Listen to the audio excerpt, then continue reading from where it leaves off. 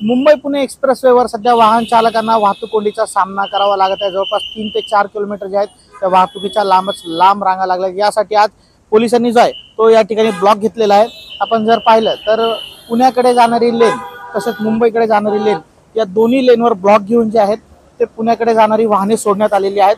वाहतूक कोंडी फोडण्यासाठी पोलिसांकडून हा एक उपाय केला जातो आणि त्यामुळे सध्या मुंबईला जाणारी जे लाईन आहे, मुंबईला जाणारा जो मार्ग आहे तो पूर्णपणे बंद केलेला आहे। त्यामुळे आता या एक्सप्रेस हायवेवरती मुंबईकडे जाताना जे आहे ते मोठी लांब जी रांग लागलेली आहे।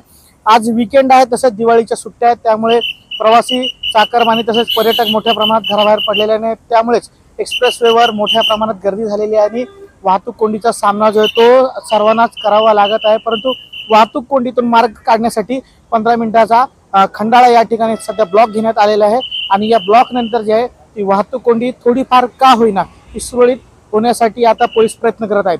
Video journalist Imran sir, news 18 लोकमतसाठी अनिश शेख, खंडाळा।